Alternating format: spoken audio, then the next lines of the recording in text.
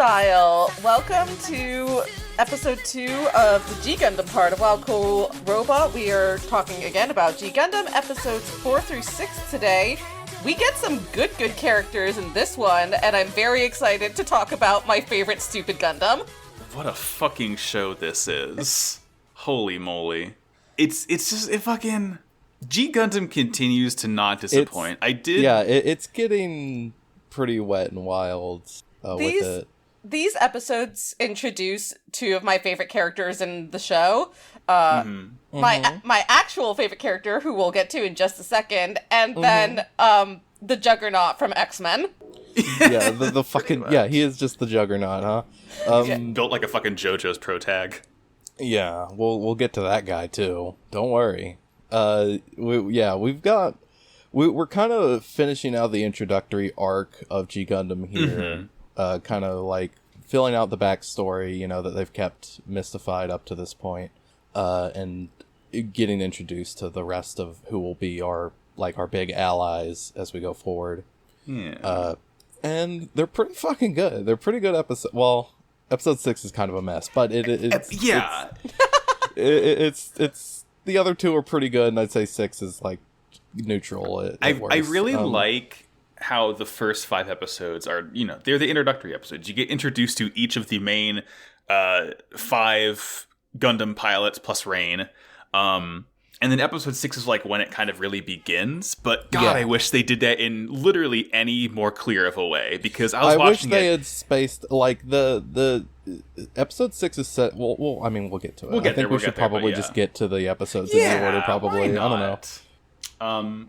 Let's do it. Audrey, I believe you have our first episode summary today. I do. So we are looking at episode 4. Challenge the Red Rose Knight. So, one moment. Here it is. After popping off from China, Domon now heads over to Neo France, where the representative there, my favorite character, Georges Desand, is in the middle of a fight with another opponent, a Scorpion Gundam, who I believe is from somewhere in northern Africa, if I'm remembering. I will tell you. It's Neo Cuba. It's the Arachno Gundam from Neo. You can tell because it has the Fidel Castro hat. Oh my god. It's piloted by a man named Frank Gastro with a G. Jesus. I didn't even notice that. Yeah, okay, fine. So it's the Cuba Gundam. They don't actually say it in the show at any point, but it is Neo Cuba's Gundam. And George isn't even in his Gundam. He's just hanging out on the side. But in the middle of this fight, Domon interrupts, challenges George to a fight, but George is like, "You just interrupted my fight? How dare you? You've no honor, you've no dignity. I'm not going to challenge you. Never speak to me again." You threw off his groove. And Domon's like, "Wait, what the fuck?" So, meanwhile, watching the fight from a blimp is the princess of Neo France, Marie-Louise, who is desperate to have George actually care about her as opposed to just France as a country. So she, on her own, has faked her own kidnapping, and by trying to say, "Oh, Japan kidnapped me to get George to fight," but then she actually meets up with Domon, and Domon's like, "No, actually, that's a good idea, let's do it." So Domon accepts the plan, fakes the kidnapping, and George comes to save her with my favorite Gundam, Gundam Rose. And they fight. It's a very good fight. Over the course of the fight, the already very damaged Eiffel Tower takes more damage, almost falling on Marie-Louise and Rain, who has also showed up there. And to save both of them, George basically goes over, carries the tower on top of himself, and leaves himself wide open to be attacked. But Domon is like, "No, you're honorable. I won't take your head." And at the end of it, George is like, "I knew it was a kidnapping. Don't know who's in your photo, but we'll see each other again." Yeah. Good fucking episode. Good episode. I love that this one starts out with just the very first thing you see is the flaccid Eiffel Tower. Outstanding. Good work, everybody. It's complete. It's just drooping over. Splatoon 3 real. They were right. They were Pearl right. and Marina did this. Oh, God. I just want to say Arachno Gundam, pretty clear reference to the time the CIA attempted to get funding to develop a Gundam for Meyer Lansky to pilot into Havana and assassinate Fidel. Exactly. It's one of the attempts that they didn't put on Wikipedia, because you really aren't supposed to know about it. Fucking... Oh, God. Why is it a scorpion? It's like, I don't know. It should have been a pig. He's got like this like weird mask over his face, and he speaks with a southern accent in the dub. Thankfully, they don't go for racist accents in the that's dub, probably better off, honestly. But he does have a really thick southern accent for some reason. Oh my God. So like generally speaking, these episodes, the Gundams in these episodes have some of my favorite designs. Except for Devil Gundam. Devil Gundam's bad to look at, but we'll talk about that later. I think you mean the Dark Gundam. I think you actually mean the Ultimate Gundam. We'll get there. Yeah, we'll get there. But I want to talk about Gundam Rose for a little bit. Please do. I'd love to hear Can we this. please?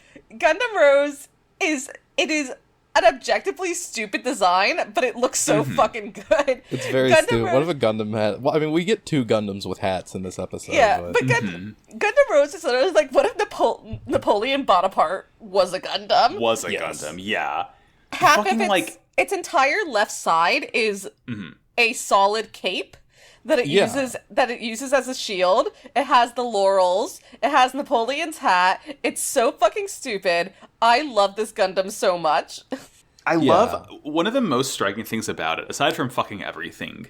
I love the colors it uses, because obviously it's a French Gundam. It's going to have the tricolor, because every Gundam has the tricolor red, white, anyway. Blue. But it's this very nice sort of like light baby blue that I really love to see. I like the light blue because it's nice and soft. Blue is already a pretty prominent Gundam color, but yeah.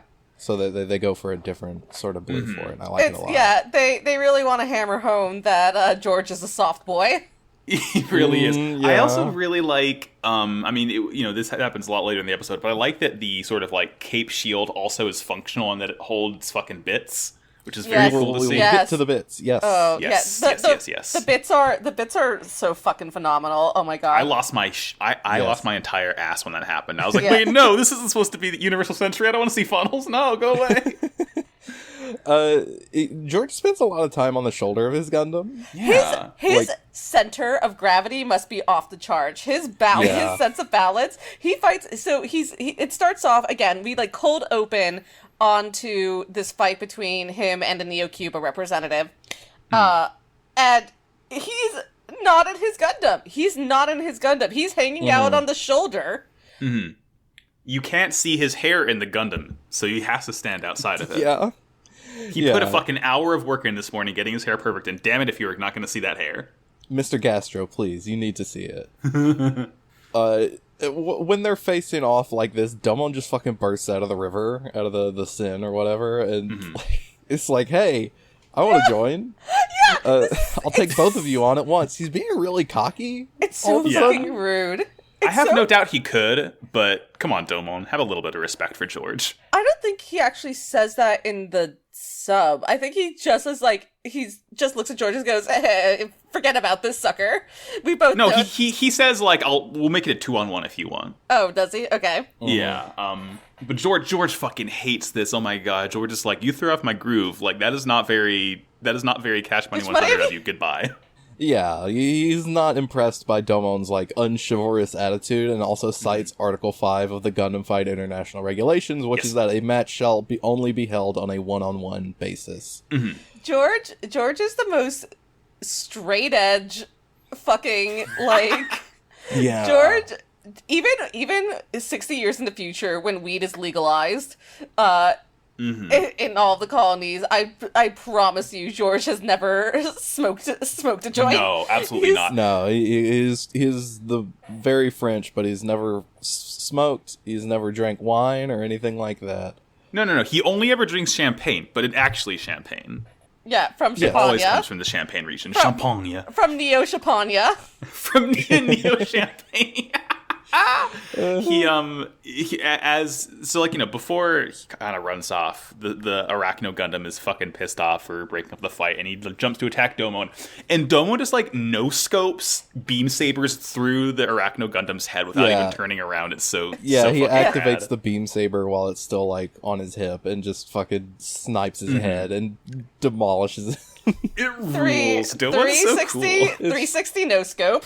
Exactly. And we see George is very, very fast in the Gundam Rose. Like, goes all color negative and just, like, darts behind Shining Gundam. And Domon's like, what the hell? Huh? Yeah, like, he refuses to fight Domon straight up, but, like, when Domon tries to go at him, he does actually get behind him and gets the upper hand for just a second and fires, like, one of his rose bits into Domon's leg or whatever. And kind of just, like, sticks into it and blows up. It's very goofy. Yeah, so he has... So, talking about the rose bits, we'll see this further on in the episode, but just very quickly here, he has rose bits. That's what they're called. They are basically floating grenades / laser pointers. They're very, very versatile. They can do a bunch of different things in the shape of roses. It's so exceedingly homosexual and dramatic. The petals, like, they like open and close as they're firing the lasers, and like it's really good. I mean, I'm not familiar with other Gundam things, but I'm aware that funnels, and I also found out that bits are a separate thing, an actual thing. This threw me for a fucking loop and a half, because in other Gundams, you basically can't really use bits or funnels if you're not a new type. Yeah, that's what I understand. If your like brain hasn't... You need to have the soup power up. Yes. The Wario pill or whatever. And I guess it does make sense that, like, you would be able to do it with a mobile trace system, because it does seem pretty much like, the Gundam just does the moves that you want it to based on how you move it, but, like, it's still just, like... I don't have, like, the RAM inside my brain to dedicate more than like 5 seconds of thinking on this to say, okay, George, you can have this. I don't really care. Go ahead, buddy. You've earned it. Yeah, You're it's so fine. Cool. They just do it and they don't explain. It's not like the he power needs it. of being gay. It is. Yeah, I mean, they don't explicitly say that, but they do imply it. And then anyway, George leaves. Yeah, George literally turns to Domon and goes, "Never speak to me or my son again." Yes! I don't want to fight you. Please never appear before me again. He just fucking flies off. Yeah, you do not have, like, the chops to battle Rose Gundam. Like, you are too much of a caveman, a little simpleton to dare fight me. God, George is so cool! He's so cool, and he flies off, and, of course, he flies by the airship, the big fucking stupid blimp that Princess Marie-Louise is on, and we just get a freeze frame of them, like, looking at each other, and she loves him. She wants to marry him someday. So do I. How old is Marie-Louise? I was literally going to ask this, because George Descend is 20 years old. Marie-Louise is, folks, she's 13. Yeah, that's what I thought. Well, okay. Luckily, it's not George who's into Marie. It's a one-sided thing here. Yes, so good. That's true. Well, I still do not like to see it. I will say it's a one-sided thing until it's not. But that's what I also said. That wouldn't be the last Gundam. Wouldn't be the first nor the last Gundam to have problematic age gap. Oof. And in the one Gundam, it is horrendously problematic. Anyway, Nonce alert. So George flies off, and we sort of like pan over. He's above the Arc de Triomphe. And we're in like a sort of repair bay somewhere in I like Paris. this repair bay. It's cool. Really cool because we see Rain. She's because she's got these little mobile trace gloves that she can just put on and take off. I love that. It is such a cool bit of tech where it's just like she can like control the manipulators with her fingers because she's like the best just to like run diagnostics or just control. I love Rain. Rain's so cool in this episode. Yes, like all of these episodes, but this episode specifically, she just. I'd love to see her. She's so good. I always love to see her. And Domon is, as Rain is working on the Gundam, Domon is getting yelled at by, I believe it is Chancellor Commissioner Karato, yeah. Yes. Because, Domon's a bad boy. He has a disdain for the rules, except for when he doesn't. And Karato's yelling they've gotten kind of a major complaint from the Gundam Fight Committee. And he mentioned something about Domon's father, and then this pisses Domon off enough for him to just, like, chuck his bottle at the screen and break it and storm off. Not the bottle, mind you, the screen. The bottle is fine. Yeah, the bottle's fine, the screen breaks. That's just how Domon do. Yeah. He's pissed off, he storms out. Rain mentioned someone named Major Ulube.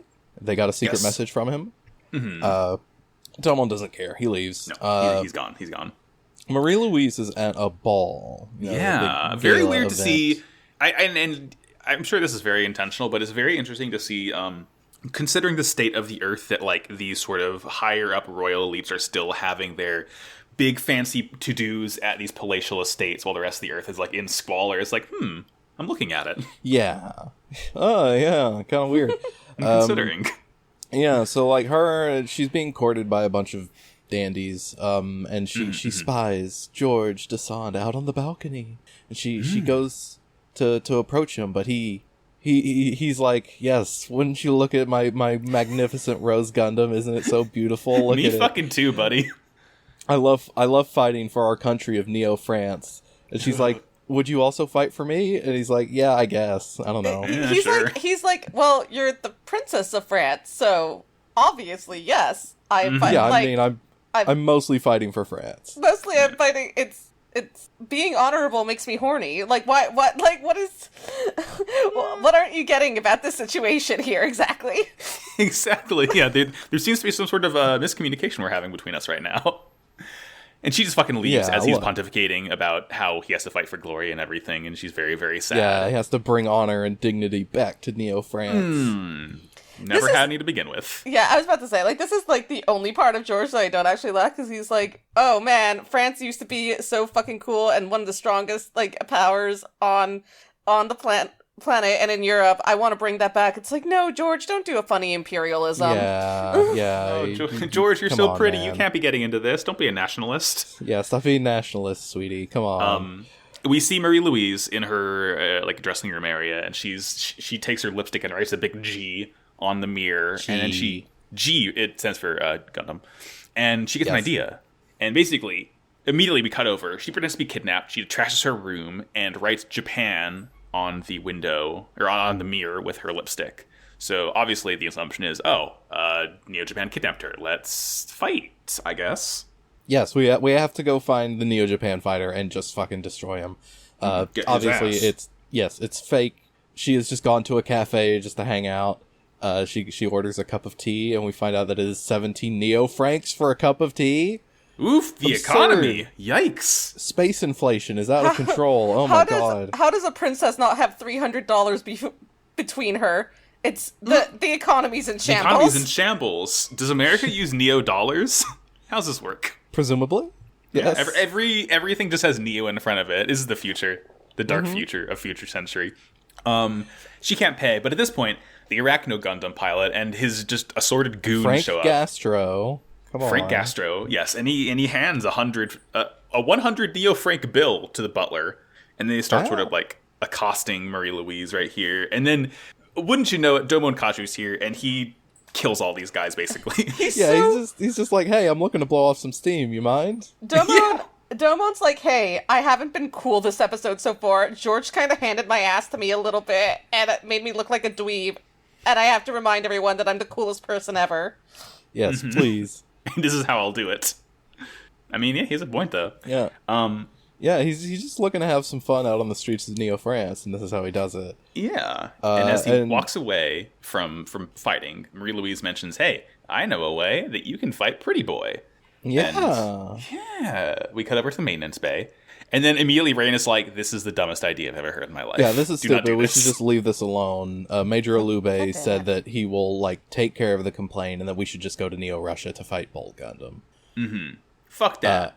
Domon's like, no, I think I don't want to waste my time doing that and then coming back. Let's just do the kidnapping thing. And then they lock Rain in the bathroom. The bathroom that locks from the outside for some reason. Mm-hmm. How's this work? I don't know. What's your problem, Neo France? It has like a passcode and shit? Yeah, I don't know. You gotta type 8008 to get into the poop room. Yeah, your boss has to give you the password to the bathroom before you can go take a piss break. Poor Rain.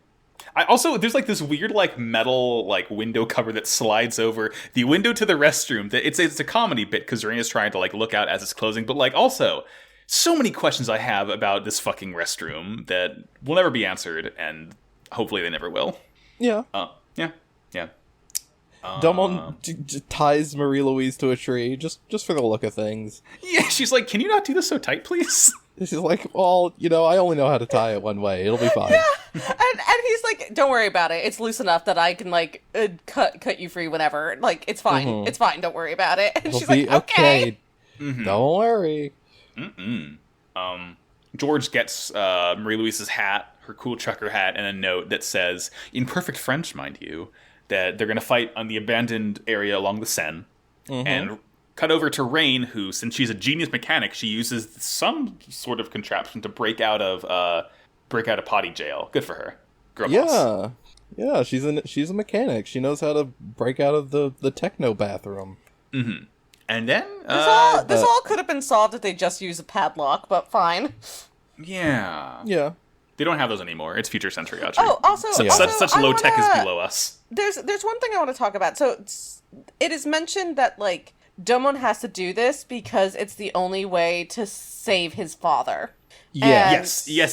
And we get an image here of his dad who's like in a bed of roses. It's very it's like very interesting.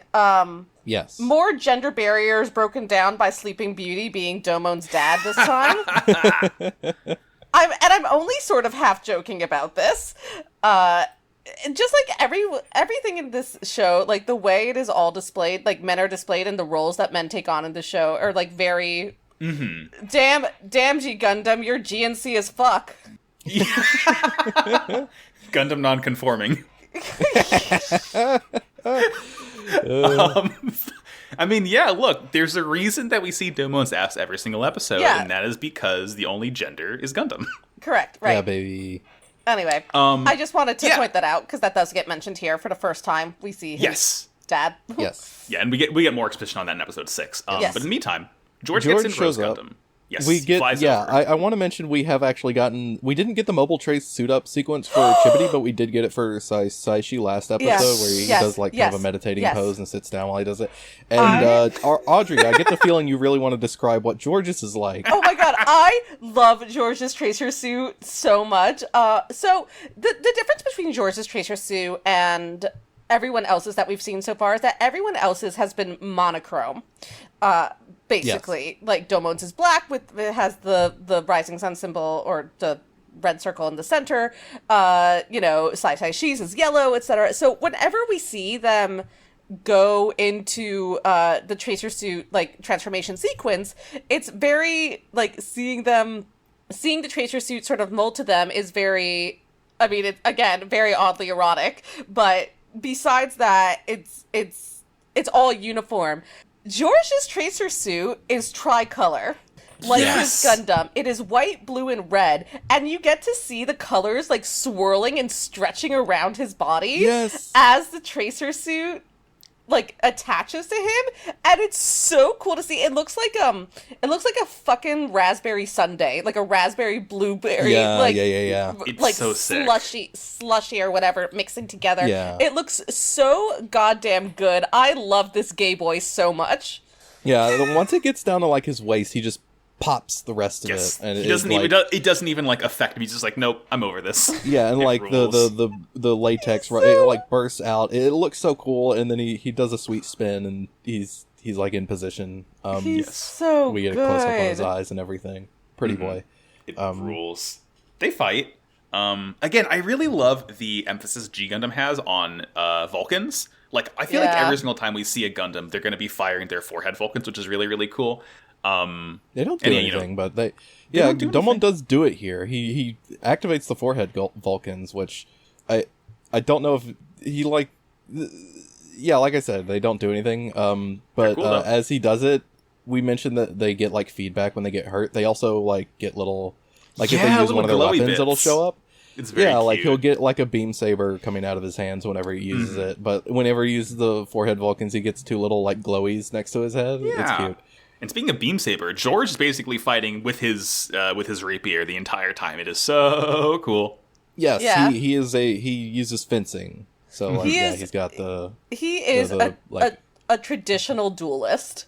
Like we can shut up. He is a traditional duelist, and he lives and like dies by the like honor of the duel, and which is great because like as this is all going on, like Rain shows up to like, and it's like to the side where like Marie Louise is like, yo, princess, what the hell are you doing tied to a tree? And she's like, it's fine. She's like, it's fine. Domo did it, but it doesn't matter because George is here for me. And Rain's like, men suck. Like, no, men he's ain't not. Shit, honey. He's only thinking about that fight. She's like, men only think about one thing, and it's literally disgusting. And they only want to do big robot martial arts on each other. It's fucking gross. I hate it. And she's like, no, George is different. And George is like, I am not. No, I'm not. I see nothing before me except this man. So like George and Domon are able to hear them from their battle, and George is like, she's like, I'm sorry, princess, but no, what she's saying is correct, and I literally only have, again, as Argyle mentioned before, his line is basically, I only have eyes for the man in front of me right now. It's gay, homosexual, gay. Gay, homosexual, gay.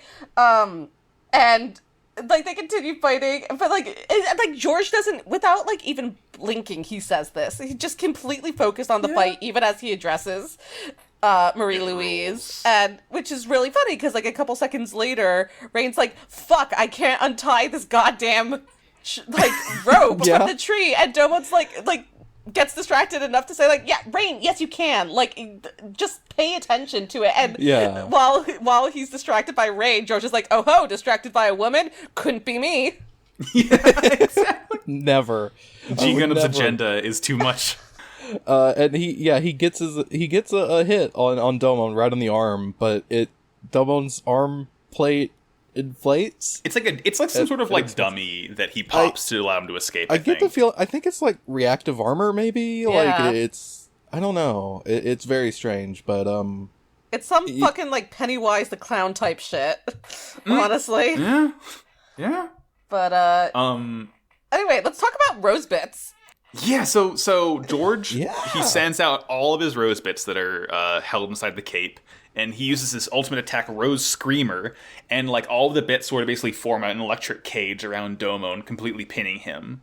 And then, George calmly walks up to him and is like, hey, isn't this fucking cool, dude? Yeah.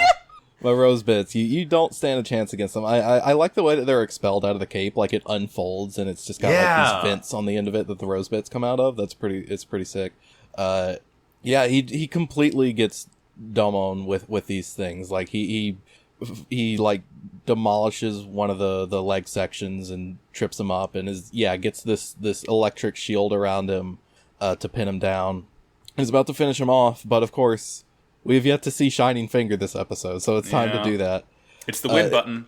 It's the win button, and it just, I don't know what exactly he does here, but he activates it, destroys all the rose bits, and also a good portion of Neo Paris, I suppose.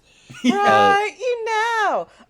ends up damaging the Eiffel Tower somehow. Yeah, they've double murdered the Eiffel Tower. It's so sad. Good. Well, actually, no, I mean, the Eiffel Tower itself is okay, I suppose. It's a pretty enough piece of metal. Yeah, I'll give it that. So he double murders the Eiffel Tower, and it falls over, and it's going to fall right on Marie Louise and Rain. And Georges reacts very quickly to do the honorable, dignified thing, which is save them by putting himself in a very vulnerable position where he can't move because he has the Eiffel Tower on his back. I'm at your mercy, Domon. Finish me off, woo-woo. Yeah, he cites Article 6 of the regulations, which is that a Gundam fighter shall not taint the honor and dignity of the nation they are representing. And he says, I would be doing so if I let Marie Louise die. And then he says, well, what are you waiting for? You've won.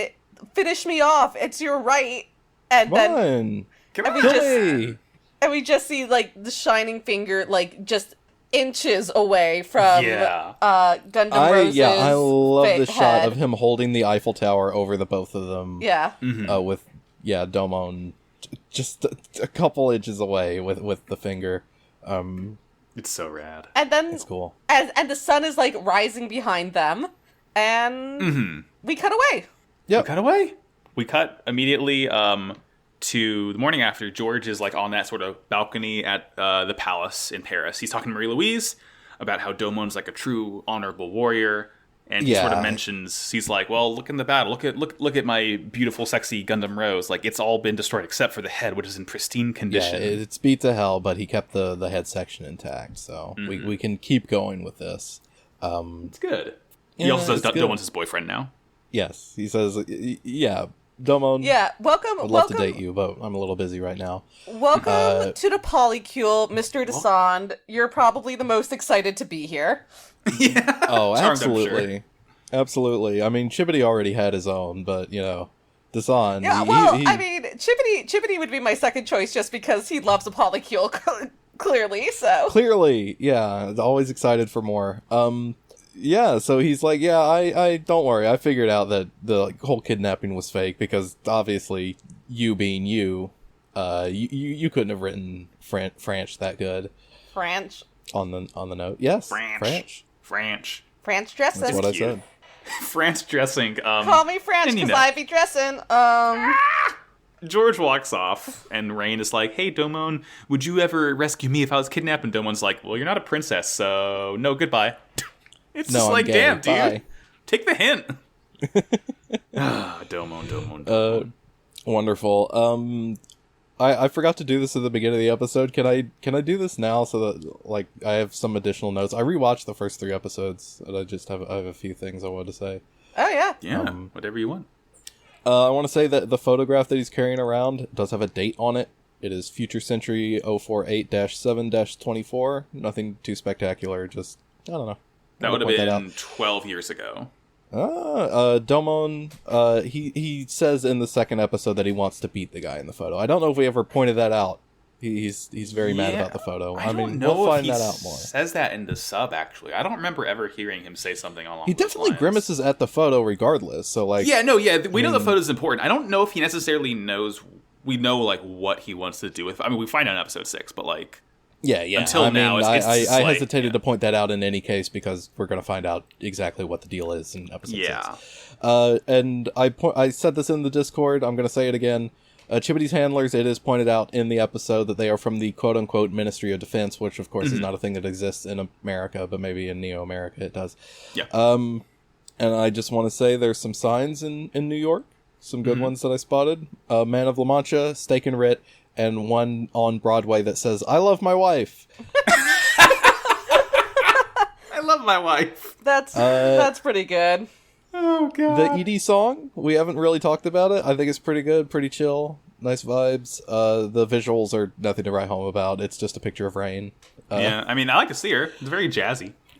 Yeah, I like to see Rain. And also the announcer guy, who... Bruce Buffer. Once again, never a character in the show. He does have a name. His name is Stalker. I'm not sure I like that. Oh, good for him. Oh, also, I was reading... I have just a little bit more. Sure. I was reading the fucking Wikipedia page for G Gundam, and we were talking about the weird ass architecture in New York, or like the street layouts and shit last episode. Yeah. And you mean I was going on a deranged rant about it? I think you mean, but that's good. Yeah, being a New York person about it.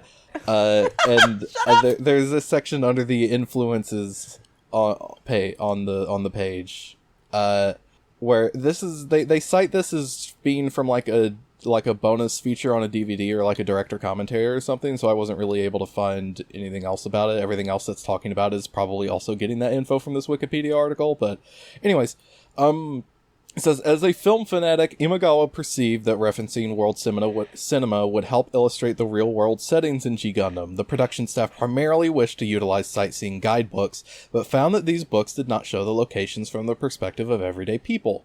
The battlegrounds in the first several episodes were conveyed using a number of multimedia works, including films by Federico Fellini, Woody Allen, Alfred Hitchcock, and Ilmaz Guni, films based on Wong Fei-hung, video clips of the band Swing Out Sister, music by the groups Genesis and Magma, and scenery from Monty Python acts.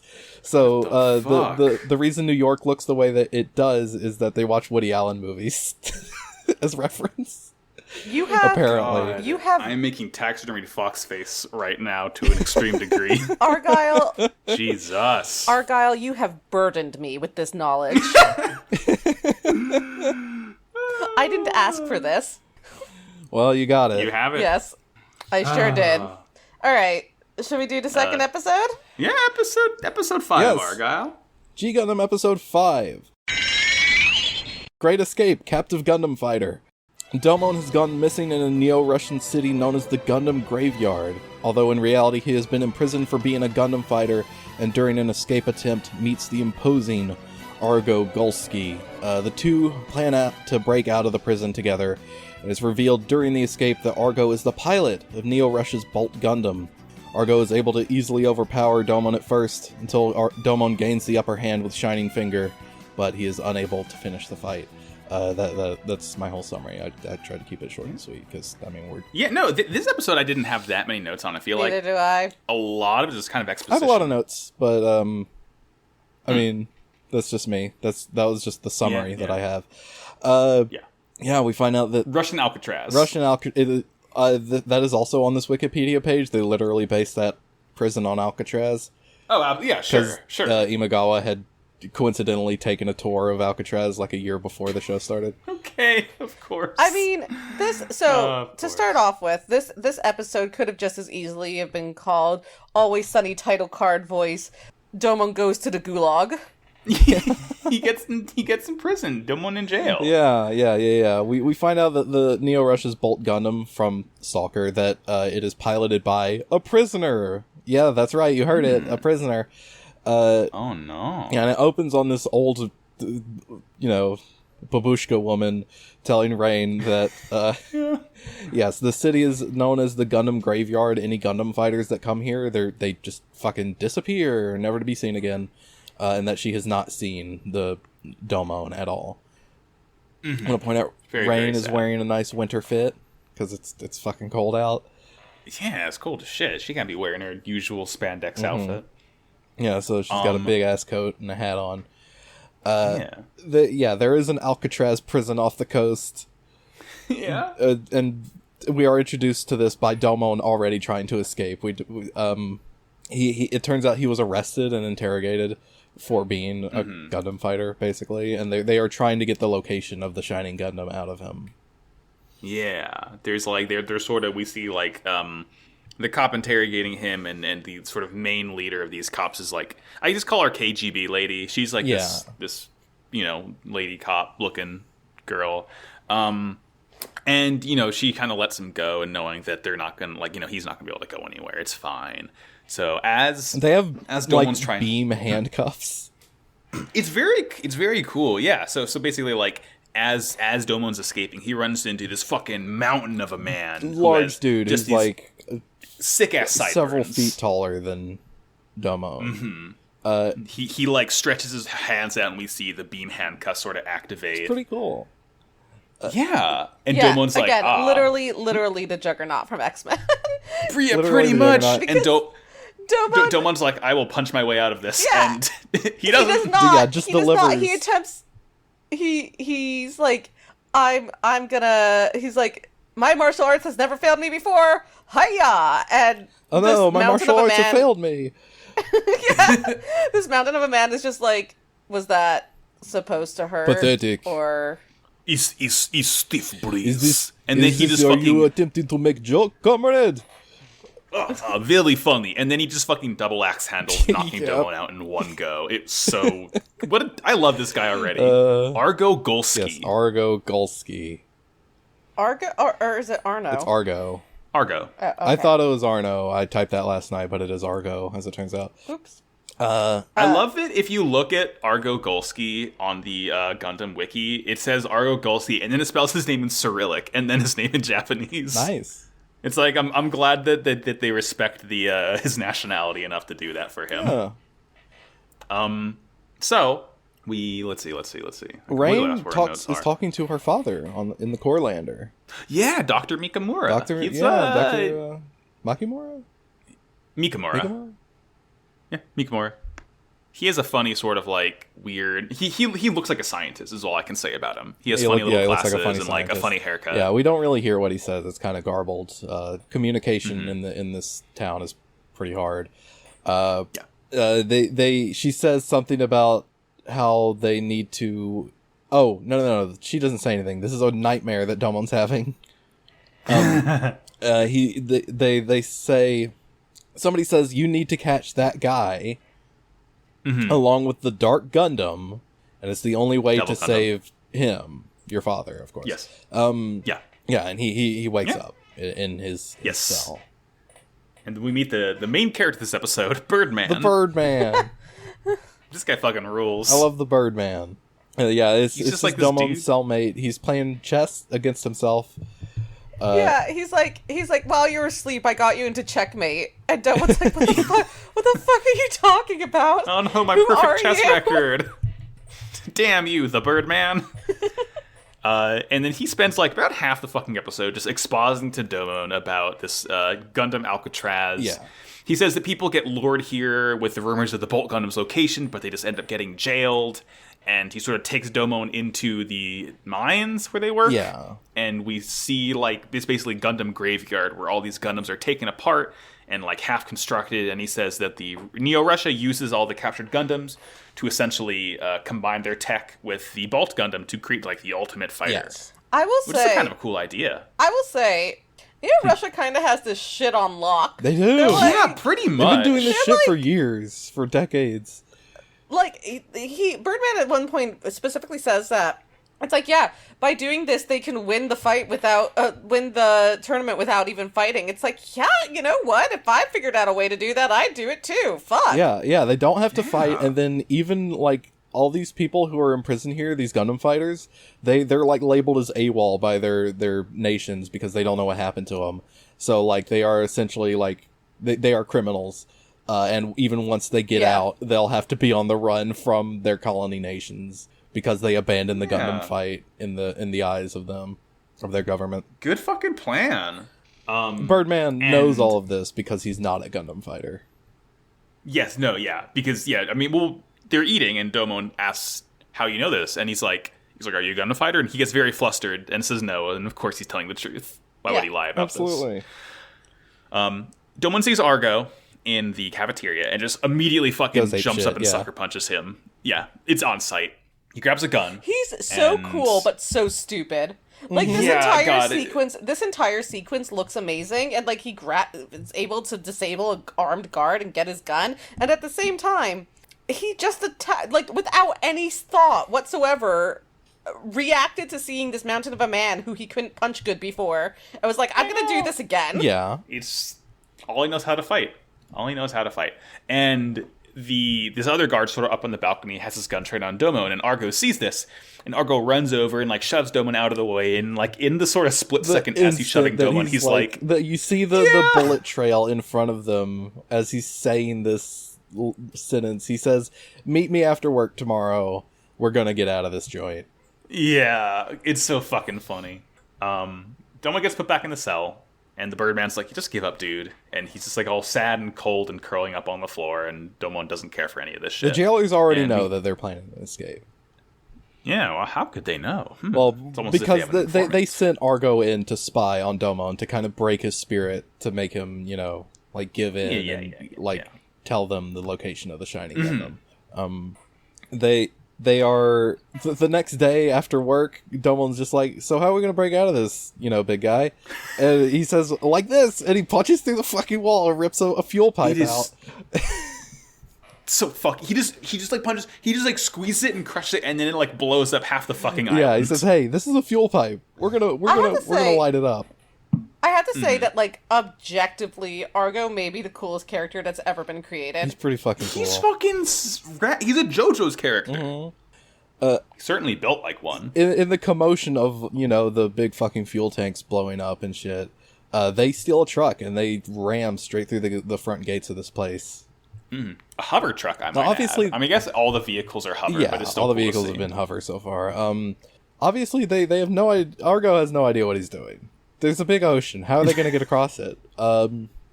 He says, "I don't care." Yeah, Thog don't care. Thog don't care. Thog don't care. Luckily for him, it was very cold last night, and the sea froze over, so they could just drive over it. So they're free. Yeah. They're out. Domon, Yay. Argo, and the Birdman, they're all good to go. It's good. It's good. This is when KGB woman, she brings the Bolt Gundam online to chase them down. And it is fucking terrifying and huge, and just like it explodes their truck easily. And it is they are only now beginning to suspect that maybe Argo is a spy. Maybe he is working with the jailers. Who knows? Yeah, they like look at each other. It's like, hey, they got us fast. Did you say something? No, did you say something? Well, if you didn't say something, and I didn't say something, uh-oh. Uh-oh, sisters. Then who's piloting the Gundam? It's Argo. It's Argo! Before they can just fucking demolish Domon and the Birdman, Rain shows up with the core lander, because once Domon got out, she was able to get a bead on him with the tracker. So Domon gets into the Shining Gundam and suits up, and KGB woman is like, don't worry, Argo, I can take care of this. He's finally shown his Gundam, we can get rid of him easily. And Argo tells her to shut up. Because he, of course, is the fighter in the Bolt Gundam, and he suits up. Surprise, bitch. I really like, so the Bolt Gundam, if you couldn't tell that it was the sort of Neo-Russia Gundam, it has like a Yushanka. A Yushanka. I almost said a Tuchanka, and I'm like, no, that's a Mass Effect thing. It's very thicksome. The sort of the V-fin is like a forehead crest on the hat, which is very cool. Huge fucking stocky legs and feet. It has like big sort of tubing everywhere. It's fucking just like this really chunky. And again, it has the tricolor, but it's this very, very deep navy blue and the red and the white. A lot of yellow accents. One thing that's the most striking thing about it, it has a single face vent instead of the usual two that you see on the Gundam. And it's a very sort of wide, thick one. Looks like a mustache almost. I like the Bolt Gundam. I will It's just say, a very for me, the most noticeable thing about Bolt Gundam is that it is, in fact, Miss Thickums. Chungus. It's Miss Thickums. Yeah. I will say, I think the Bolt Gundam is probably my least favorite of the sort of like 5 main Gundams, but I still think it's quite cool. Yeah, I think it's pretty cool.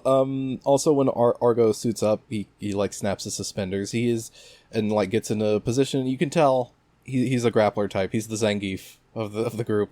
This is reflected in a moment, but in the He starts the fight by activating. He has a ball and chain. It's pretty sick. He fires this big ball out of his shoulder, and and it is connected by a laser chain. He just swings it around and tries to toss it at Domon, but Domon's too fast for him. He gets underneath it and is able to get a knockout punch straight to Argo's head section. Except it doesn't do jack It doesn't do shit. This is completely no-sells it. It's really interesting, actually, having these two episodes juxtaposed, because of the main like Gundam polycule again that we've now been introduced to. Gundam Rose and Bolt Gundam are possibly as far apart from each other in terms of their moveset and strategy as the Gundams get. Yeah. Cause Gundam Rose is all about, like, speed and finesse, and Bolt Gundam's like, hit me, I dare you. Hit me, yeah, come on. Yeah, better make it hurt, better make it count. Yeah. I love this fucking fight scene. I think it's probably the best that we've had so far, including the next episode. So cool. It's pretty cool, like, they're up... I like the scenery for it, like, they're fighting amongst these ice flows, and like, their Gundams are, like, up to their shins in water. Water's flying all over the place, it looks great. And also, just, like, the action itself is really good. Yeah. Very well animated. Domon gets this big knockout punch on him, doesn't phase Argo one bit. He cracks his neck, You see the Gundam do it. Yeah, it's so fucking sick, Just dude. kicks his arms up. It does this like double chop on Domon's shoulders. It fucking demolishes him. Yes. And then he grabs Domon's Shining Gundam by the head and basically just gonna fucking crush it. No, he does not do that now. He goes up, he grabs the that's arm right. and fucking Yes. rips it straight off. He just It is breaks the arm a off. very like grisly moment as well, because it like goes. You see the Gundam ripping the arm off, but mostly what you see is Domon and Argo in their Yes. cockpits, and like you see Domo, like his entire right arm or left arm, sorry, is flashing red as this goes through, and Argo's just like twisting air. But you can see him like the exertion in his arms and the entire body as he forces the Gundam to twist Shining Gundam. It's a very tense moment. Yeah. And like Domon's arm for the remainder of this fight, like his I almost call it morph suit, his trace suit is like just completely glowing red. Like he basically can't use his arm because Domon, you know, the way the mobile trace system works, Domon feels as if his arm has been ripped off. Yeah, it's a two-way It's fucking feedback. So brutal. he felt that, and also he just like he can't even use his arm at all while he's in the. He's mobile just trace. limp. Yeah. And then Argo grabs the Shining Gundam's head and like lifts him Yes. up and is like about to crush it. Yeah. And you know, much like last episode, we haven't seen Shining Finger yet. Yeah. So Domon gets an uppercut on Yeah. Argo's arm and is able to break loose, and then activates the Shining Finger. I love the shot, this like POV shot you get from Argo's perspective, kind of the Shining Finger just going straight through his hand. It's very well animated, looks great, and he grabs the head section and is about to finish him off, but Birdman is able to notice Domon's out of energy. He cannot finish it off. He like cracks the Bolt Gundam's head but doesn't fully destroy Yes. it. And then the fight ends in a draw. Yeah, it's a draw. Bolt Gundam does like collapse that into the sea, but he's alright. Yeah, it's fine. And we get our sort of end of episode exposition here because Birdman is telling Domo and Rain that Argo is a space pirate who became a Gundam fighter for his crew's safety. Again, objectively the coolest character to ever exist. know! Yeah. Fucking it rules! Yeah, he's a good guy. He's like, well, I mean, He's a he's good a bad guy, but just he because you are a loves bad his, guy he loves does his not crew. mean you are a bad guy. Yeah. Yeah. And he explains that he's the Gundam fighter to protect his crew's safety, and if you notice, he has a sort of like gray like ring with like an Those X suspenders under it on his he chest. snapped earlier. That's a bomb. It's a fucking bomb That's a on his fucking chest. bomb. They'll just blow him up if he tries to disobey them. And all of this sort of fuels the Birdman. He's like, hey, you know what? Guess what? I am a Gundam fighter, and I'm reminded of my freedom now, so I'm going to run and run until I can't run anymore and get my freedom back. Yep. It's like, whatever, dude. Yeah, and he... But not before he gives us Article 7 of the Gundam the Fight final International one. Regulations. Earth is the ring. Yes, Earth is the fighting ground, which is... Domon realizes, wait, I'm a prisoner too. I'm stuck Dun, on dun, Earth dun. while this Gundam fight happens. But yeah, the rule basically just says, hey, the Earth is the ring and you cannot leave Earth until the Gundam fight is over. Very, very sad. And that's the end of the episode. And now, before we move on to the next one, I want to do a Beyond Toon World. You're going to love this. Trust me. Beyond Toon Oh? Okay. This is for the voice actor for Argo Golski. Okay. Do y'all know who this is? And Max does. I do not know. I've told In you, English? Max. Oh. No, in Yes, the yes, sub. yes. But Audrey, do you know? Not in offhand. the Japanese voice actor. Don't look it up. So I'm not gonna say his name. Anyways, he has had a very storied career in voice acting. He's played some characters in Digimon, JoJo's Bizarre Adventure, Boruto. He plays a sumo wrestler named Ganryu in Tekken. Yeah, I know that guy. He's done a lot of like dub work for like foreign works like Teen Titans. He was Slade in that. He's been the Shredder in Teenage Mutant Ninja Turtles. He was Stanford Pines in Gravity Falls. More recently, he has been the boat captain mind you, that is a boat named Captain in Thomas and Friends, Thomas the Tank Engine. This is none other than Hidenari Ugaki, who you may know as the man, the myth, the mad dog, Goro Majima from the Yakuza series of video games. Holy shit! Yes, this is this is the same voice actor for Goro Majima in all the Yakuza games. Okay, so this is, I understand now that this is your apology for burdening me with Woody Allen knowledge earlier on. It all evens out now. Yes. You are now blessing me with Majima Goro knowledge. Thank you, Yes, Argyle. yes. It's a net zero for me. Thank you. It's kind of hard to tell. I watched the sub version for this as well, and Argo's just a very quiet character. He doesn't speak a lot, so I couldn't really... Yeah. It's hard to tell you that can't really it's tell. the same guy, and of course Goro Majima, he's doing fucking Joker voice.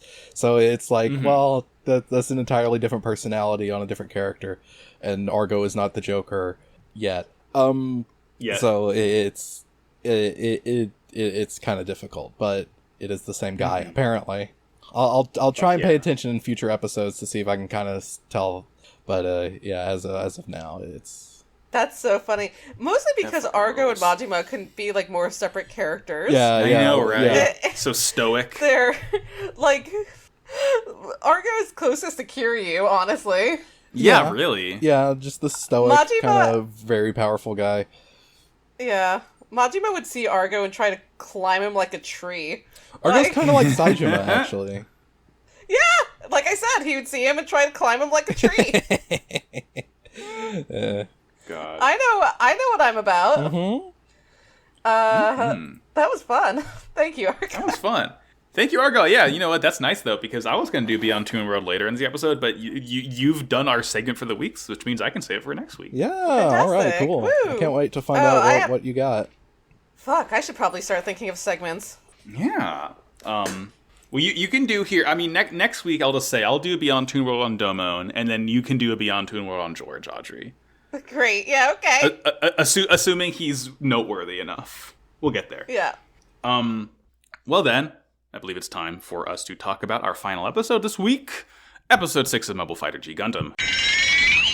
Fight Domon, Earth is the Ring. As Domon continues his search, he travels to Kyoto but is given drugged tea and is taken to Neo-Japan Space Colony. There, Major Ulube, Commissioner Karato, and Dr. Mikamura watch a video of the original Double Gundam incident, and then watch Domon as he hallucinates having dinner with his family. Rain and Dr. Mikamura don't like what Karato's putting Domon through, but Dr. Mikamura knows this is important for Domon.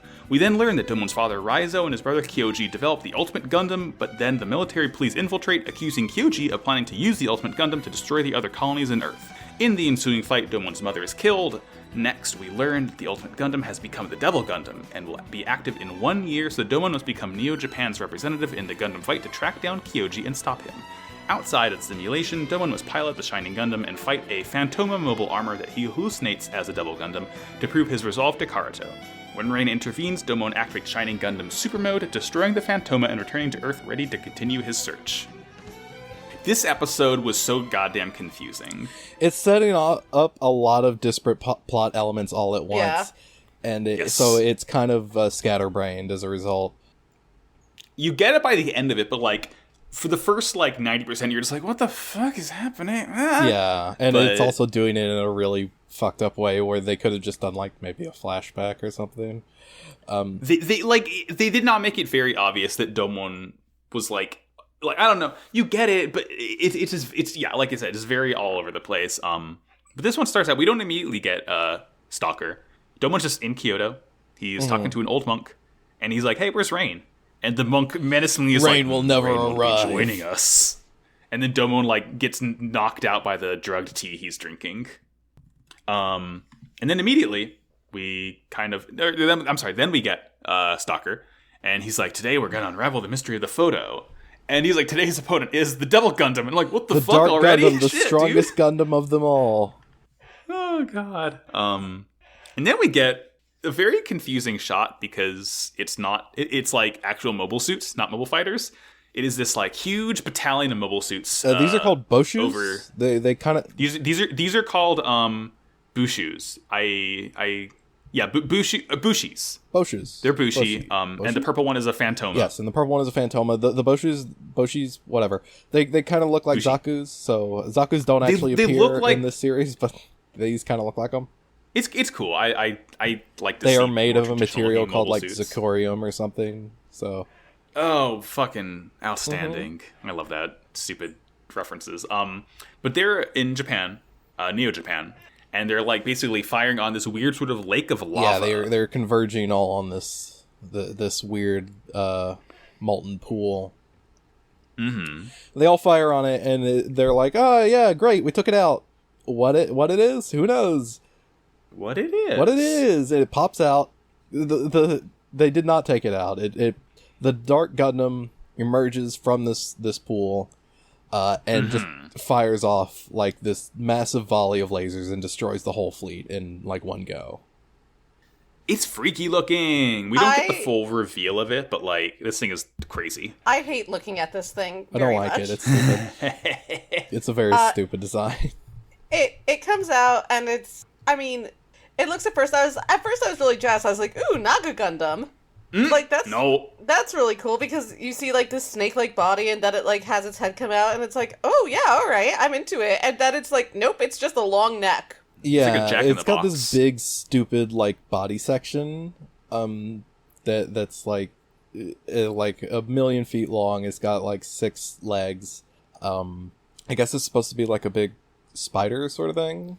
It looks like a Gundam Centaur almost. Yeah, or like a man scorpion.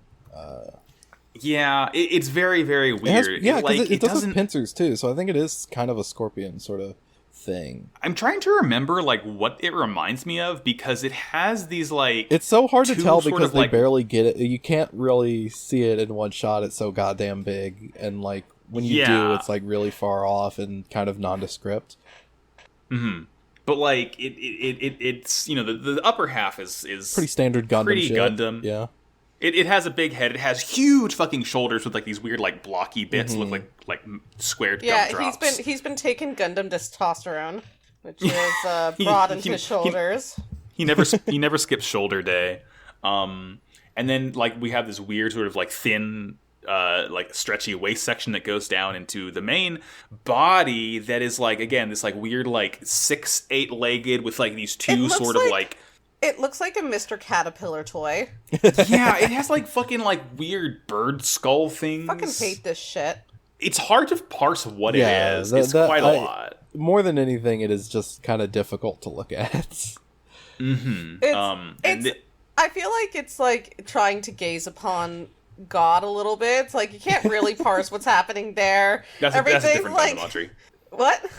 God's a different Gundam. Yeah, that's a different Gundam. This is the Devil Gundam. By which I mean the Dark Gundam. Yeah, or I guess like an angel. It's like, be not afraid. No, I am. Yeah, not like, I be yes afraid. I bring you love.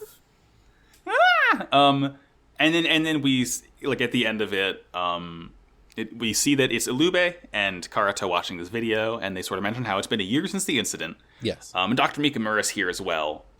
And they say this simulated event is about to start. Yeah, I think we should take the moment now. So Alube's been mentioned before, but this is the first time he actually has a starring appearance. Mm-hmm. And I do think we need to talk about his Phantom of the Opera cosplay a little bit. Yeah. So Alube is like a mashup of the Phantom of the Opera and Sakyo from Yu Yu Hakusho. He has that, like, classic 90s mullet that all these, like, tall, dark, and handsome men in 90s anime had. And also, he's got a big metal mask on half his face. Yeah. It's a lot. Like, it's very a 90s design, and I guess he's probably a Char. A masked character, which is fucking literally every single Gundam series. Who knows? I mean, for this episode at least, he's being kind of portrayed as the voice of reason. Like, he is on Domon's side for this. No, even he's if not he is subjecting him to this weird experiment. He's only being the voice of reason, like, at the end of the episode. Because the beginning of the episode... He's like, this is a simulation. We're going to put Domon through intense psychological torture in order to show you that he is the man for the job. And throughout it, like, the other official there's like, what is re-traumatizing Domon gonna do? And Ulube's like, no, trust me, it'll be good, actually. Yeah, it'll be cool, don't worry. We love it. Yeah, just check the shit out. Neo Japan has been hiding this Dark Gundam incident from the other colony nations because they would probably get really not... They would be very happy with them if they found out that this weird thing is on the loose. They're going to do this simulation experiment of the day that Domon came back from his martial arts training.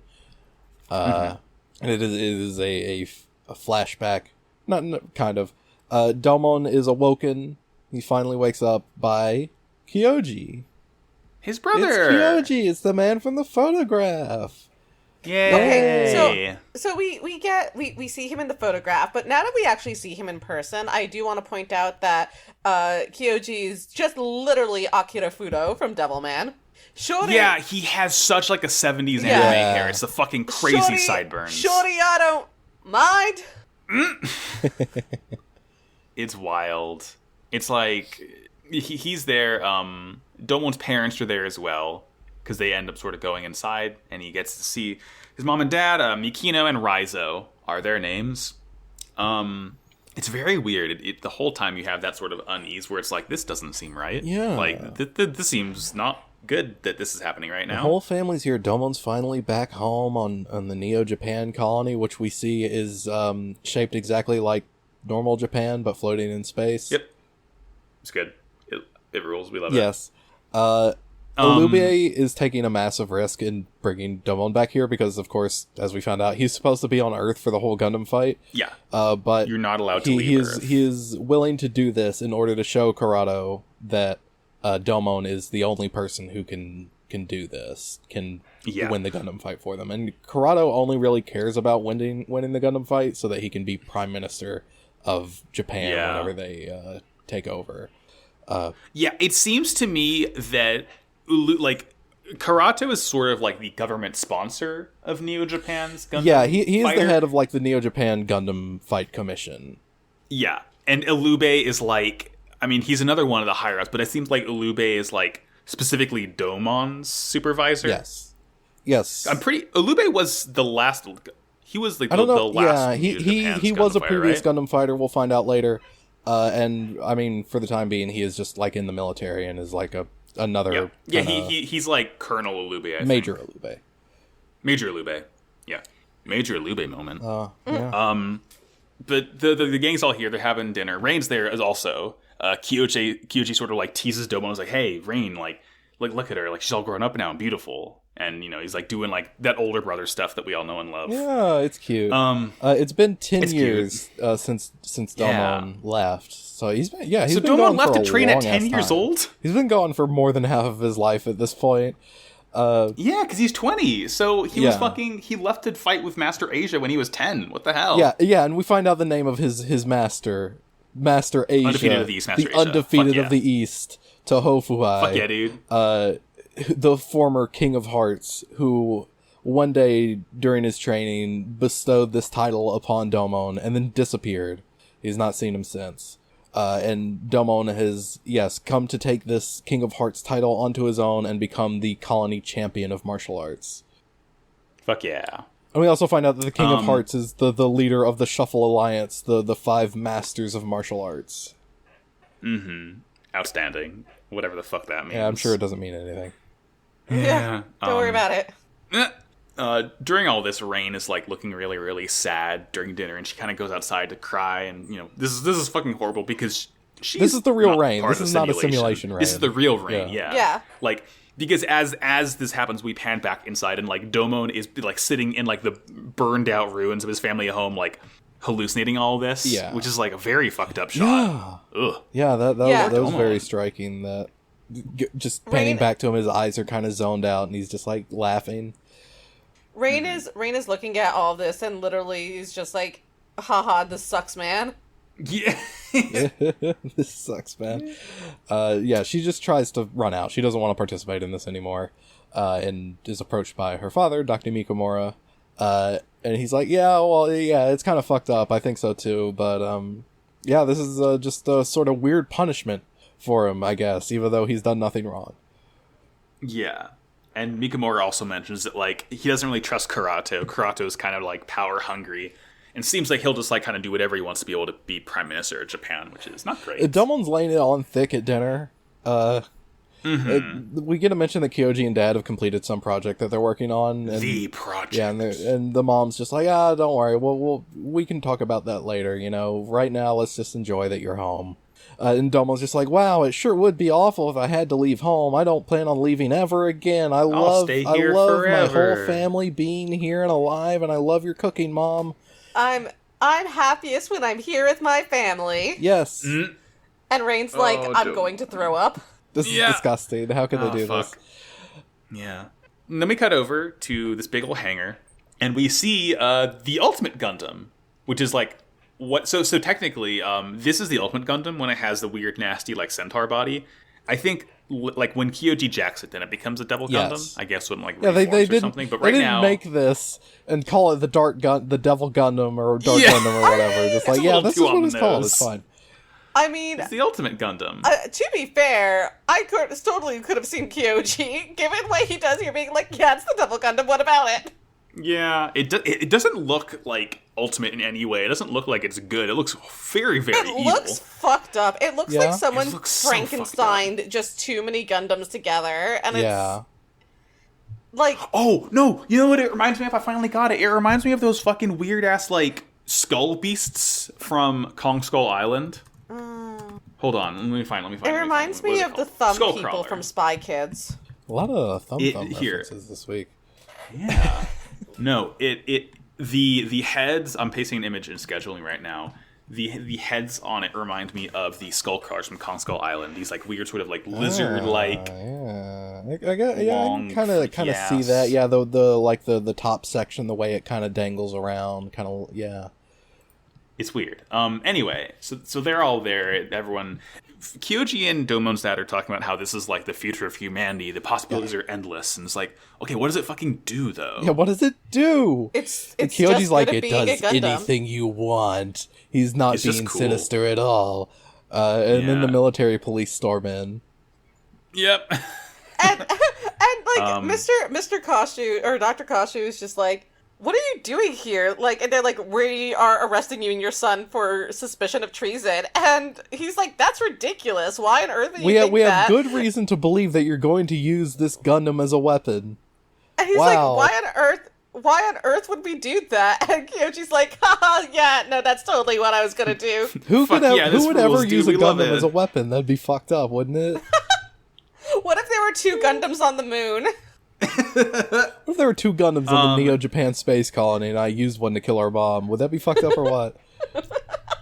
Yeah, and Kyoji snaps and activates the Gundam, and like it fires its Vulcans. It has double Vulcans, which is cool. It's a 2 on either side, and just start firing on all the military police. This is the endless possibilities of the Devil Gundam. 2 Vulcan cannons on the head. Shoot. Exactly. And Kyoji's mom runs over and tries to stop him. And, like, the sort of head cop there, like, weakly pulls up his gun and shoots her. So Domon has to watch his mom die. What the fuck? What to say? Dear brother. Dear brother. Here's how I think it's gonna go down. This is more like, Dear Domon, here's how I think of it. First, I'm gonna go crazy. I'm gonna become the Joker. Mom's gonna die. Father's gonna be put into cryo sleep. So, yeah, Kyoji doesn't really care that his mom got shot. He just gets in the Gundam and flies off. And we cut to real life, and Ilube's talking to Kurato and Mikamura. And he's like, yeah, Domon wasn't here when all this happened. He came after the fact, but we put him in anyway to see what happens. Yeah, and we're just kind of recreating this based on what we know. But, of course, none of the people present really, are alive. Yeah. So we don't really fucking know. We just kind of guess. We did surgery on a grape. They did surgery on a grape. They did surgery on a Gundam. And fucking... So, we learned that Domon's father's punishment was, like, basically being put in a cryo sleep. And they're like, well, if it was either this or capital punishment... Yeah, they I'm not even gonna fucking touch this. Yeah, they managed to save him from getting executed, but now he's in cryo sleep indefinitely. Which is, like, I don't know. It's fucked up, man. When you have Kyoji literally being like, I love robbery and fraud, and flying off, like, very clearly taking full culpability for crimes here. Even in their recreated bullshit version of what happened, they're like, yeah, your dad's probably innocent. Whatever. Yeah, whatever. And we learned that Kyoji took the Devil Gundam to Earth, and they're like, yeah, it might have fucking burned up in the atmosphere, but the Devil Gundam possesses 3 amazing abilities. Ooh. It can self-multiply, it can self-recover, and it can self-evolve. Wow. And probably not good. You know, I don't think we should let the Joker have this. Why did they have to make it look like that? Why did it look like this? Why did it have to look like that?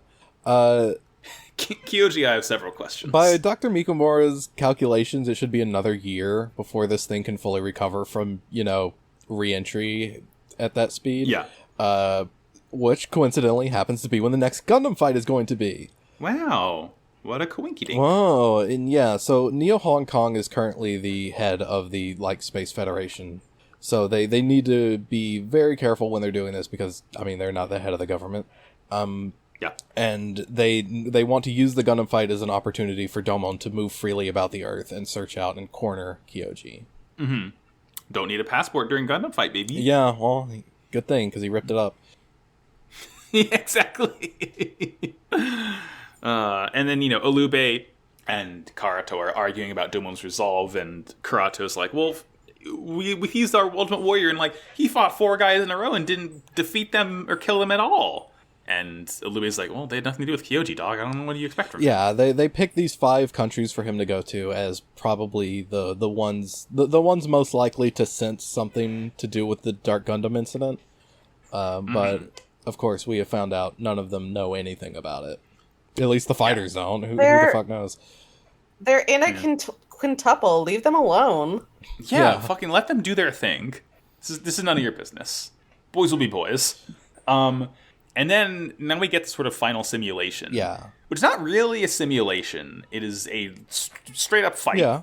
Domon's going to pilot the actual Shining Gundam, and he's going to be fighting a Phantoma mobile armor, which is this purple thing that we saw in the video earlier, but Domon's going to hallucinate it to be the Devil Gundam. So it's and this is Corrado hijacking the simulation just for his own ends, because he wants to get an alternate fighter. He's basically convinced that Domon's gonna... He will not want to fire on this illusory Kyoji. He'll get injured, and then Corrado will be able to pick an alternate to be able to win the fight. And as he's saying this as well, or as this final part of the simulation starts, he's like, "This is really important, Ilube. Don't you realize? After all, you lost against the Devil Gundam yourself. Mm-hmm. That's how you got that nasty scar underneath your mask, isn't it?" And Ilube just sits there like, "I'm so fucking mad. I'm so fucking mad." He doesn't say anything, you can see him. You can see him vibrating. Yeah. Oh god. He was in a Phantoma facing off against the Dark Gundam and got fucked up. True to what Corrado said, Domon can't really bring himself to fire on Kyoji, at least at first. He's getting pretty manhandled by this Dark Gundam. But before it can land the final blow, Rain hijacks a deployment pod and kind of goes in to take the blow. He saves Domon's life, and but she is kind of... The canopy on it breaks and she flies out into space. She is a fucking, Arnold Schwarzenegger in Total Recall. Oh god. Again, she doesn't pop out or whatever. She's in a spacesuit, so she's fine. But she does she does get vacuum ejected into space. Yeah. And Domon seeing Rain ragdoll through space, he it's the exact same thing as his mother, who he didn't actually see die, only in a hallucination. But that pisses Domon enough for him to literally go Super Saiyan. You won't like him when he's angry. I can't believe Domon's the whole... I do like him when he's angry. He looks fucking sick. Commissioner Corrado says, and I quote, What's up with that Gundam of his? It looks like it's shining. Shining Gundam. Yeah, the Gundam has started expelling a golden light. It transforms a number of bits and pieces unfold or swivel around on it. It's like shoulder armor pops up and we see this cool gold circuitry underneath. It's on the sides of its calves, these like gold thrusters pop out. Its faceplate opens up again, and then the entire Gundam turns gold. He also fucking pulls his beam saber out, and it literally says G Gundam on it. Gundam on it. It's so sick. It's so funny. I like it's. Oh, my favorite part of that is the fucking G Gundam on his beam saber. Mm-hmm. It is like it's product placement. Goddamn it LED message. Yeah. LED rave. Yeah. Did one of y'all write down his full sort of yes. battle cry that he does here? This is the Shining Gundam Super Mode. It is the true appearance of the Shining Gundam. It can only be activated by Domon. As his anger reaches its peak, Dr. Mikamura says, his emotions turn to energy, and this is compensated. This is how the Shining Gundam is able to enter this form that only he can do. And he does the Shining Finger kind of spiel, and then he says, "Take this, my love, my anger, and all of my sorrow. Shining Finger, sword. Sword. It's a sword this time." It just fucking cuts through that thing. Yeah, he does some... Yeah, go ahead. Yeah, what he does is as he cuts through, he says, "Men, men, men," which is, if anyone knows anything about Kendo, one of the 5 main slashes used in Kendo, which is used to go directly to hit directly in the center of the head. Okay. Hell yeah. Yeah, I mean, cool. that is what he does. He just says "go" in the dub. Go. Yeah, go. Yeah, that is how it is translated in the subtitles. But I actually was paying attention enough to hear him go "men," and I was like, "Oh, that's cool. It's Kendo." Oh, okay, yeah. Also, while he is in the super mode, the whole cockpit is just like glowing red. His mobile trace suit is just iridescent red. The red spot in the center, because I mean everything is red, it has turned green, so you can still see it's there. He looks kind of scary when he's doing this, right? Yeah, it's freaky. It's pretty freaky. It's something more for people who've watched other Gundam series. So not only do we get bits, but the fact that like his sort of emotions turn into energy for Shining Gundam is basically the biosensor from the Zeta Gundam and Double Zeta, which is basically the same thing, like your emotions turning into like actual like palpable new type energy, which is like insane, whatever, hand-wavy sci-fi, which kind of makes more sense for G Gundam, because I'm just willing, like, my suspension of disbelief is that much higher for this batshit show.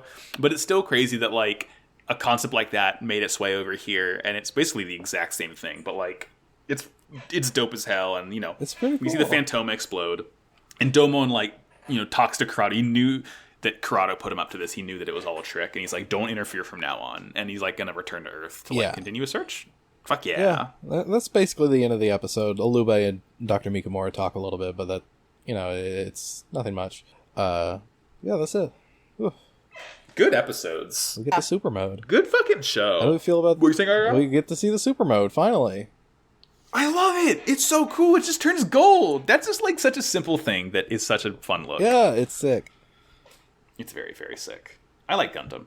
G Gundam's a good show. I find it hard to believe. It's a good show. I mean, it's like, this is true for literally any piece of Gundam I watch, except for the ones that I don't like. But, like, I feel like a lot of the Gundam that people really don't like is sort of wrongfully maligned. And I don't think people don't like G. I think a lot of people just sort of, like, look at G as the black sheep, because it's not a real robot show, it's a super robot show. But even so, there's a lot of... It's worth watching. It's just a fun show. Remember having fun? Yeah. Oh my god. It's... G Gundam... What I personally love about G Gundam is that it's, like, the stakes aren't quite the same as other Gundams, because it's not actual war, right? It's like trying to avoid war. It's these one-on-one, as Stalker says himself, it's approaching war with the concept of sportsmanship, which is interesting, but like also fucked up in its own way. Also fucked up in its own way, but like even with like the stakes being different, not necessarily less, but like very different, it is just such a dramatic show. Everyone is so dramatic. I like melodrama. I think it's funny. And I think it's fun.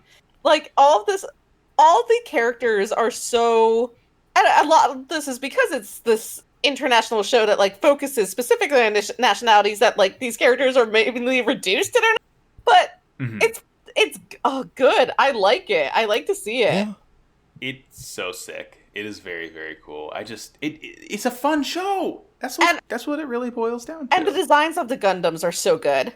And so interesting and so unique.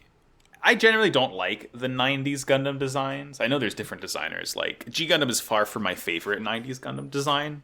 But like, just it has its own very unique design language that really shines through, like, all the time. Whenever you see something new, you're like, yes, this is like, you really get the idea that even though a lot of the suits end up being racist, like, you just get the idea that like everything is meticulously crafted, which doesn't always be a good thing, but they put effort in one way or another. Yeah. Insane show. Yeah. And that's all we got this week, because we already did a little segment. Next week we'll probably have another Beyond Toon World. Always a fun time to learn. Oh god, my fucking migraine's coming back now. Outstanding. As we're winding down, let's do some episode plugs. I've been Max. You can find me on Twitter at MaxyBajillion. My other podcasts are Pod of Greed, the world's #1 and only Yu-Gi-Oh! Podcast sponsored by Kaiba Corp. I do that with Argyle and Audrey. You do? Go to Pod of Greed Cast on Twitter. We are at the end of GX. Very, very cool. Season 1. The show is CX. Yeah, I always say the end of GX, but I mean the end of Season 1 of GX. My other show is Slappers Only, a video game music showdown podcast. We had a little bit of a fucky wucky and oopsie whoopsie because Jordan's computer exploded when we were talking about Donkey Kong. So instead, we talked about Shadow of the Colossus, and that episode is going up today, as in the time we're recording this, because I'm going to edit this when I finish recording this. So that episode will be up for a week, and our next one will be on Bravely Default 2, and that's going to be a very fun time. Yeah, I've heard about what that's going to be. So our plans and schemes, and that is on slappersonlypod.com or slappersonlypod on Twitter. I've been Argyle. You can find me on Twitter at Argyle_funk. You can also listen to, yes, Pod of Greed, and also Kamurocho Radio, which I host with Jordan of Slappers Only. We are currently talking about Yakuza 2. It is one of my favorite games in the series. It's very good. Give it a listen. You can find that at yakuzapod.com or at Kamurocho Radio on Twitter. Audrey? And I've been Audrey. Again, you can find us all collectively at Pod of Greed. I don't have any other podcasts at the moment, but if you're interested in hearing more from me, you can follow at The Reticulation. That's TheReticulation on Tumblr, Twitter, and Facebook for updates about a website I am launching with a friend of mine that will be highlighting and spotlighting LGBT voices in the realm of pop culture criticism. And if you just want to hang out with me in general, you can find me on Tumblr and Twitter at Optimum on Prime. Hell yeah. Nice. This show is on Twitter at WowCool Podcast, and this show's also on noisepace.xyz. You can go to the noisepace.xyz to find this and our other podcasts and many, many more shows. There's always a growing roster of podcasts on Noisepace, and even though this show causes Matt nightmares every single week because the episode level art always fucks up. Changing all the fucking time. Yeah, fucking, it's because, like, for some reason, Pinecast, when it says use episode art, but basically I always change the main episode art, and I want it to keep the, like, Gundam of that episode for the episode art, so I have to manually make the episode art every single week, which fucks up the auto importer, so I need to work out a way with Matt to have it always be. Anyway, one more question, though. Argyle, what is your robot of the week? Oh shit, I forgot this is a thing that we do. Everyone always forgets. Fuck. My robot of the week is this little fan that I have in my room that probably annoys everybody that edits my audio, but keeps me cool because it gets real fucking hot here in Louisiana, so. I still never hear it. I mean, it shows up on the recording, but, like, after noise detection, like, it's gone. That's my robot of the week. It's a good fan. Yeah, it's like 86 degrees right now. And it's got outlets on Fans it, so I can good. plug my phone into it. Wow. Yeah. Audrey, what were you saying? I was going to say my robot of the week is noise detection. Yeah. Fucking always useful. Well, thank you all for tuning in for yet another fun, sexy time. Tune in next week for, I don't know what's going to happen next week, but I'm sure it'll be crazy. Do I, to be honest. More cool robots for sure. Yeah. Absolutely. Maybe some racist ones, who can Maybe. say? And as we always say at the end of every episode, wow, fucked that one up. Colonialism is bad. Ow. Cool robot. See you next week. Bye. Bye-bye, fighters. Bye.